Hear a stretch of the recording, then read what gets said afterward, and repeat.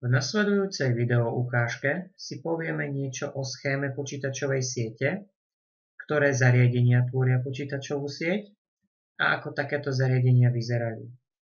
Ako prvé si popíšeme, čo to vlastne počítačová sieť je.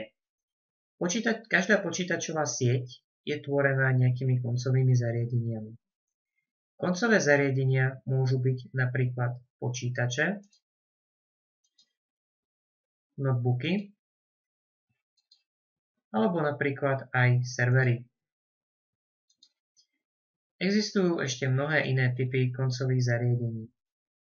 Preberieme si bližšie ale len tieto tri. Počítače a laptopy nám umožňujú pripojenie ku internetovej sieti a tým pádom aj jednoduchú komunikáciu s ľuďmi po celom svete. Sú to koncové zariadenia, cez ktoré sa koncoví užívateľia pripájajú do počítačovej siete. Servery poskytujú nejaké údaje koncovým zariadeniam na počítačových sieťach.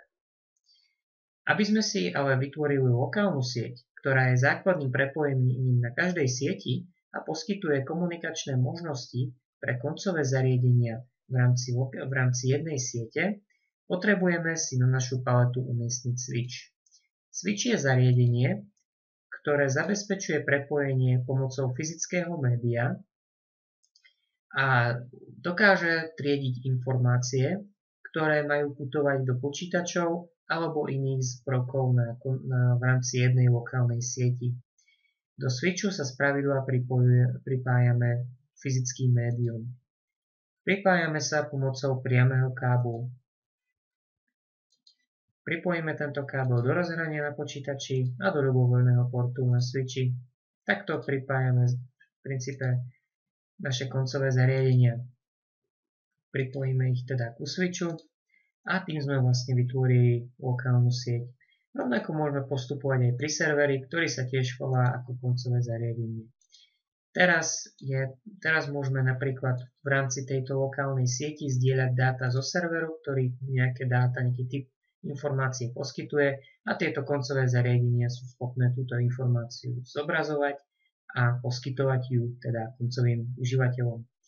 Poznáme aj routere. Routere sú vlastne smerovače, ktoré sa zaoberajú smerovaním dát medzi lokálnymi sieťami.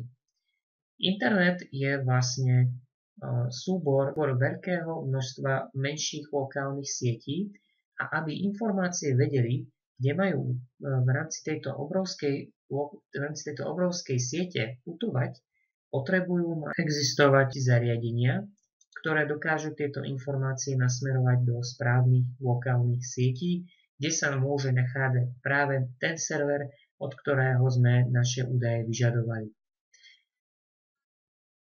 Switche, teda lokálne siete a routere sa prepájajú priamym káblom. Priamy kábel umiestnime do ľubovoľného rozhrania na switchi a do rozhrania 0,0 na routeri. Dané rozhranie ešte musíme na routeri otvoriť. Takto vyzerá základná schéma pripojenia koncového zariadenia, stredových zariadení a s využitím média, konkrétne teraz fyzického. Aby naše zariadenia mohli fungovať na sieti, potrebujeme im nastaviť IP adresy a potrebujeme otvoriť fyzický priechod na routeri. To môžeme hneď urobiť kliknutím na router, prejdením cez config na konkrétne rozhranie a zakliknúť pri port statuse on. Teraz už je aj fyzické rozhranie aktívne. Takto vyzerá schéma klasickej počítačovej siete.